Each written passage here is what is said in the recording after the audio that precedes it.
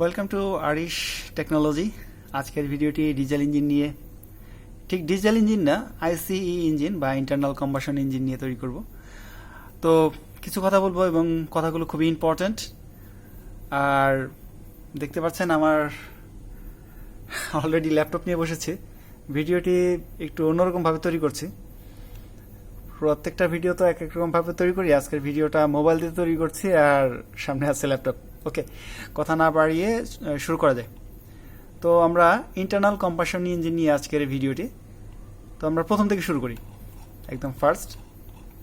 ওকে, একটু জুম করে নিই। Internal combustion engine. তো আজকের ভিডিওটি একটু কি বলবো, এটাকে আলোচনা সাপেক্ষে হবে আর কি। তো প্রথমে আসি ইন্ট্রোডাকশনে। ইন্টারনাল কম্বাশন ইঞ্জিনটা আসলে কি একটু পড়বো, একটু আলোচনা করবো, এই আর কি। Internal combustion engines are those which burn fuel inside to generate power. মানে হচ্ছে, এটা ইংরেজি সবাই পারেন, তারপরে আমি আসলে আলোচনা করছি জাস্ট বোঝার সুবিধার জন্য। সেটা হচ্ছে, আগে যখন স্টিম ইঞ্জিন ছিল তখন জ্বালানিটা মানে কাঠ, কয়লা এগুলো পোড়ানো হতো কি ইঞ্জিনের বাইরে থেকে, তারপর ভিতরে স্টিমটাকে গরম করা হতো আর জ্বালানিটা বাইরে পোড়ানো হতো। সেটা হচ্ছে এক্সটার্নাল কম্বাশন ইঞ্জিন ছিল। মানে দহনের কার্যটা, কম্বাশন মানে দহনের কার্যটা ইঞ্জিনের বাইরে হতো। যখন এই দহনের কার্যটা ইঞ্জিনের ভিতরে হলো তখন সেটাকে বলা হলো ইন্টারনাল কম্বাশন ইঞ্জিন বা আইসিই ইঞ্জিন। জাস্ট এটাই বোঝানো হয়েছে। Those engine which burns gasoline are known as gasoline engine. এখানে একটা কথা আছে যে ইঞ্জিনের ভিতরে যে জ্বালানিটা আমরা ডিজেল যখন দিচ্ছি, ডিজেলটা কি করছি, একটা ইনজেক্টরের মাধ্যমে স্প্রে করে দিচ্ছি, সেটা তরল থেকে অ্যাটমিক আকারে যাচ্ছে, মানে সম্পূর্ণ গ্যাসের আকারে যাচ্ছে না। কিন্তু ইঞ্জিনের ভিতরে যদি আমরা জ্বালানি হিসেবে গ্যাস ব্যবহার করি সেটাকে গ্যাসোলিন ইঞ্জিন বলা হয়। সেটা এখানে বলা হয়েছে। যেমন পেট্রোল ইঞ্জিনেও কিন্তু এক ধরনের গ্যাসোলিন ইঞ্জিন, কারণ পেট্রোল কিন্তু সরাসরি ইঞ্জিন সিলিন্ডারের ভিতরে যায় না, এটা বাতাসের সাথে মিক্সচার হয়ে তারপর গ্যাস হয়ে যায়, তারপরে সেটা ইঞ্জিন সিলিন্ডারের ভিতরে যায়। Other types of internal combustion engine burns heavier oils or fuels. এখানে বলা হয়েছে যে আসলে কিছু কিছু ইঞ্জিন আছে যেমন আপনার ক্রুড অয়েল দিয়ে চলে, মানে একদম ভারী ডিজেল দিয়ে চলে, সেই ধরনের ইঞ্জিনও আছে। যেমন জাহাজের ইঞ্জিন অনেক ভারী ইঞ্জিন এবং ভারী fuel. Among them the diesel engine has come into widest use. মানে হচ্ছে আপনার সবচেয়ে বেশি ডিজেল ইঞ্জিনটাই ব্যবহার করা হয়। তারপরে হচ্ছে all engines convert one from energy to another. আচ্ছা, যা হোক, এইভাবে পড়তে গেলে অনেক সময় লাগবে, তো আমি সংক্ষেপে শেষ করে দিই। তো ইন্ট্রোডাকশনে আমরা বুঝলাম যে আসলে ইন্টারনাল কম্বাশন ইঞ্জিনটা কি আর এক্সটার্নাল কম্বাশনটা মানে ইঞ্জিনটা কি।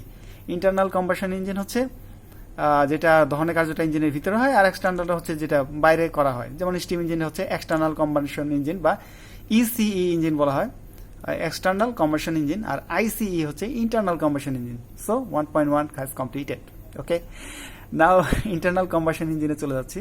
এখানে খুব সুন্দরভাবে একটা পিকচার দেওয়া আছে ইন্টারনাল কম্বাশন ইঞ্জিনটা গঠনটা কিরকম হতে পারে। তো ইন্টারনাল কম্বাশন ইঞ্জিন তো আমরা জানি যে ডিজেল ইঞ্জিনও আছে, পেট্রোল ইঞ্জিনও আছে। ওকে, তো যা হোক, এখানে ডিজেল ইঞ্জিন নিয়ে একটু কথা বলবো আমি। তো কি কি জিনিস আছে আসলে একটা ঘরের মধ্যে যখন আপনি ঢুকবেন তখন দেখবেন যে অনেক ধরনের আসবাবপত্র আছে, তাই না? সচরাচর কিছু আসবাবপত্র কমন থাকে, যেমন খাট, চেয়ার, টেবিল, এক্সেট্রা এক্সেট্রা। তো সব ইঞ্জিনের মধ্যে কিছু কিছু জিনিস একটু কমন থাকে আর কি।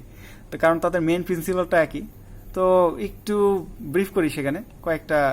এই সামনে যে অংশটা দেখতে পাচ্ছেন, মূলত এটা হচ্ছে এই জায়গাটা হচ্ছে সিলিন্ডার। সিলিন্ডার হচ্ছে এমন একটা জায়গা যেখানে চারদিক দিয়ে মোটামুটি বন্ধ থাকে, নিচে একটা পিস্টন থাকে, উপরে সিলিন্ডার হেড, আর চারদিকে তো আছেই, মানে গোলাকৃতি একটা জিনিস, বদ্ধ জায়গা। এটা হচ্ছে সিলিন্ডার। আর উপরে এটা অপার হেড ক্যাম্পশেফট অনেক সময় নিচে থাকে যদি কি পুস্টর থাকে। আচ্ছা, যাই হোক, তারপরে এই জিনিসটা হচ্ছে ভালভ। একটু কাছ থেকে দেখাই, হ্যাঁ। এই জিনিসটা হচ্ছে ভালভ, আর এটা হচ্ছে স্পার্ক প্লাগ। স্পার্ক প্লাগ যেহেতু আছে, তার মানে এখানে এটা হচ্ছে গ্যাসোলিন ইঞ্জিন, মানে এটা কি বলবো, পেট্রোল ইঞ্জিন, পেট্রোলটাকে জ্বালানোর জন্য স্পার্ক প্লাগ ব্যবহার করা হচ্ছে। তারপরে এটা হচ্ছে ভালভ স্প্রিং, উপরে তো হচ্ছে দেখালাম। এটা হচ্ছে ক্যাম্পশেফট, এটা আরেকটা ক্যাম্পশেফট। এটা হচ্ছে একটা হচ্ছে ইনটেক ভালভ, আর এই সাইডটা হচ্ছে এক্সস্ট ভালভ। আর আরেকটা জিনিস হচ্ছে পিস্টন উঠানামা করে এই জায়গাটায় একদম লাস্ট পিস্টন উঠতে পারে, এটা হচ্ছে টিডিসি। আর নিচে যেই জায়গাটায় পিস্টন আর নিচে নামতে পারে না সেটা হচ্ছে বিডিসি।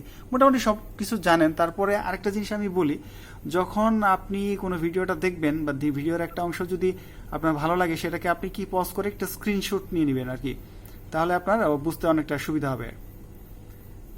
তারপর আমি চলে যাচ্ছি নিচে। এখানে একটা কথা খুবই important. The first commercially successfully internal combustion engine was created by 18 Lenore around 1859, মানে 1859 সালে এই ব্যক্তি সর্বপ্রথম কমার্শিয়াল ভাবে ইঞ্জিনের প্রচলনটা করেছিলেন। এটা মূলত ছিল যে জেমস ওয়াটের যে স্টিম ইঞ্জিন ছিল সেই স্টিম ইঞ্জিনের মানে ওই সময়ের জন্য আধুনিক সংস্করণ ছিল আর কি। তো উনি কমার্শিয়ালি স্টিম ইঞ্জিনকে ব্যবহার করেছিলেন। The first modern internal combustion engine was created in 1876 by Nicholas Otto. Nicholas Otto হচ্ছে এই পেট্রোল ইঞ্জিনের আবিষ্কর্তা। নিকোলাস অটো ইনি কিন্তু জার্মানের একজন বিজ্ঞানী ছিলেন। ওনার দেশের বাড়ি, মানে কি দেশের বাড়ি কি বলবো, দেশের বাড়ি বলে না, আমাদের বলে না অনেকে আপনাদের দেশের বাড়ি কোথায়, মানে ডিস্ট্রিক্ট কোথায়। তো এটা ওনার মানে দেশের বাড়ি হচ্ছে জার্মানি, মানে অরিজিনাল দেশটাই হচ্ছে জার্মানি, আর আমাদের দেশের বাড়ি কি বাংলাদেশ। আচ্ছা যাই হোক, মোটামুটি জানা হলো টার্মস ইন্টারনাল কম্বাশন ইঞ্জিন। আচ্ছা এখানে একটু কথা বলি। Usually refers to an engine whose combustion engine internally more familiar 4 stroke. আচ্ছা, তো ইন্টারনাল কম্বাশন ইঞ্জিনকে আমরা দুই ভাগে ভাগ করতে পারি, মানে স্ট্রোকের উপর ভিত্তি করে। এটা হচ্ছে 4 স্ট্রোক ইঞ্জিন আর একটা হচ্ছে 2 স্ট্রোক ইঞ্জিন। স্ট্রোক সম্পর্কে আপনাদের মোটামুটি ধারণা আছে। Along with various such as the 6 stroke piston engine and the Wankel rotary engine. আরও ইঞ্জিন আছে, যেমন 6 স্ট্রোক ইঞ্জিনও কিন্তু আছে, কিন্তু এটা আসলে সচরাচর ব্যবহার হয় না, মানে কমার্শিয়ালি না। তারপরে হচ্ছে ওয়াঙ্কেল ইঞ্জিন, রোটারি ইঞ্জিন, এটা কিন্তু একটা আধুনিক ইঞ্জিন। এটা সম্পর্কে একটা ভিডিও বানানোর জন্য চেষ্টা করব যদি সময় হয়। তারপর আজকের ভিডিওটি একটু লং হয়ে যাচ্ছে, তারপর এখান থেকে অনেক কিছু আসলে জানার আছে। তারপরে টিডিসি বিডিসি সম্পর্কে আপনারা জানেন, top dead centre, bottom dead centre. তারপর একটু সংক্ষেপে বলি। সংক্ষেপে আচ্ছা, মাঝে মাঝে কম্পিউটারটা একটু ডিস্টার্ব করে, যেমন ঠিক এই মুহূর্তে মনে একটু হ্যাং হয়ে গেছে। আচ্ছা যাই হোক, একটু হ্যাং হয়ে গেছে ভিডিওটা। আচ্ছা একটু হ্যাং হয়ে গেছে ভিডিওটা, একটু পজ করি।